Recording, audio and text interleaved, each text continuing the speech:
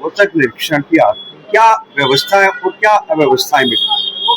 माननीय मुख्यमंत्री और स्वास्थ्य मंत्री और एसीएस महोदया के दिशानुसार, उनके दिशा निर्देशों के बावजूद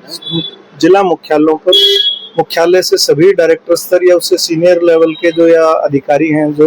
वो सभी जिलों में दौरा कर रहे हैं। और हमारा मुख्य उद्देश्य ये है कि जिला स्तर पे सर्विसेज को बेहतर किया जा सके। आज न केवल मैं रेवाड़ी के दौरे पे हूँ, आने कुछ मिनटों बाद या कुछ घंटों बाद मैं नारनौल का भी दौरा करने जा रहा हूँ। वहाँ पर भी ये सभी व्यवस्थाओं की जांच की जाएगी। सुबह 8 बजे के करीब मैं यहाँ पहुँचा था, क्योंकि हॉस्पिटल का जो टाइम है सुबह, तभी से ये देखने के लिए यहाँ का एक मुख्य जो विषय है, वो सबसे इम्पोर्टेंट विषय है, वो अस्पताल का, नया अस्पताल का निर्माण और उसमें शिफ्टिंग के लिए, ताकि नया अस्पताल के लिए कुछ ब्लॉक खाली किया जा सके। आज के दौरे के बाद, मुख्यमंत्री के आदेशों के बाद और स्वास्थ्य मंत्री के आदेशों के बाद, मैंने दोनों सीएमओ पीएमओ को बड़े स्पष्ट तौर पर निर्देश दे दिए हैं कि जिस एरिया को शिफ्ट किया जा सकता, पर्टिकुलरली उसमें गायनी ओपीडी है,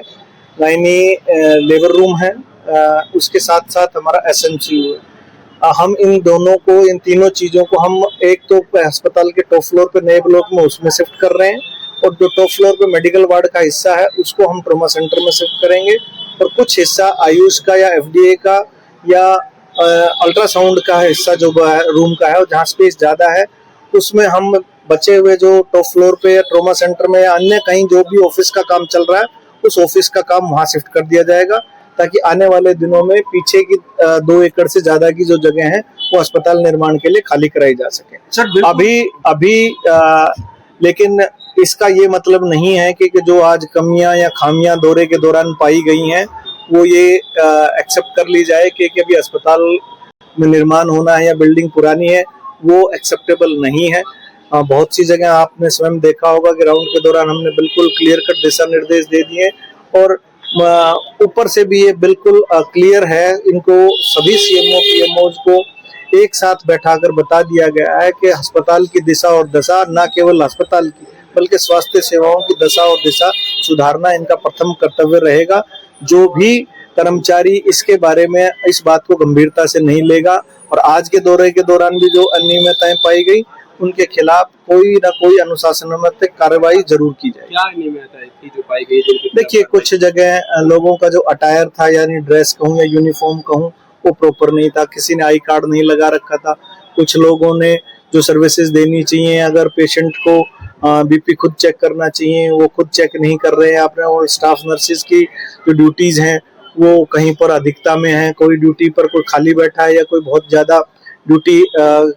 वर्कलोड है, तो उसकी रैशनलाइजेशन और ये सारी चीजें, इस किस्म की अनियमितताएं लैब से रिलेटेड, अगर लैब में कोई टेस्ट या कोई ऐसी रिपोर्ट आउट ऑफ रेंज आती है तो उसके ऊपर लैब या लैब के टेक्नीशियन या डॉक्टर्स किस तरह से अपने साथी को यानी डॉक्टर को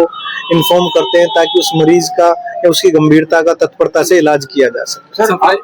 आपके बिल्कुल एकदम राइट साइड में आप देख सकते हैं कि फुट ओवर ब्रिज बनाया गया और यहाँ पर 2 लिफ्ट लगाई गई ताकि अब कोई डेड बॉडीज हो या सीरियस पेशेंट हो तो उसे इसके जरिए लाया गया। 1.5 साल में आज तक ये चालू नहीं हुआ। ये कुछ चीजें जो पीडब्ल्यूडी से रिलेटेड और एडमिनिस्ट्रेशन से रिलेटेड है, ना केवल ये फुट ओवर ब्रिज और ये लिफ्ट का इश्यू मुद्दा है। कुछ जैसे अस्पताल के बाहर भी कुछ जगह पर रेडी वगैरह एक्सेट्रा जो नाजायज लोग बैठे हुए हैं, इन सभी के ऊपर दिशा निर्देश माननीय जिला उपायुक्त के साथ मिलके या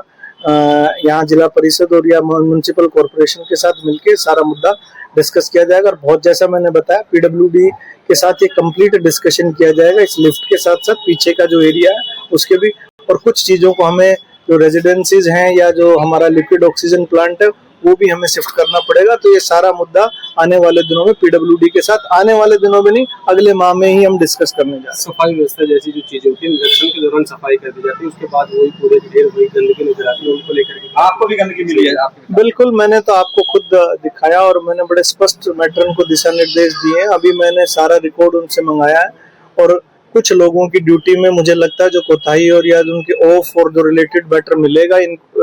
सारा रिकॉर्ड और डेटा जो भी चेक करने के बाद उनके खिलाफ कार्रवाई करी जाएगी। मैं आपसे सहमत हूँ, बिल्कुल 200 के आसपास हमारे पास आउटसोर्स के कर्मचारी हैं। उनकी जो है वर्क प्रणाली कहूँ या कार्य प्रणाली कहूँ और साफ सफाई की व्यवस्था, मैं सिर्फ संतोषजनक कह सकता हूँ, मैं ये नहीं कह सकता बेहद असरदार है अभी। और इसके ऊपर मैंने मैट्रन को और पीएमओ साहब को कहा ध्यान देने की जरूरत है, अन्यथा अभी तो इनको हमने इन्फॉर्म किया, आने वाले दिनों में अगर किसी का कॉन्ट्रैक्ट टर्मिनेशन भी करना पड़ता है HKRN का तो वो भी किया जाए।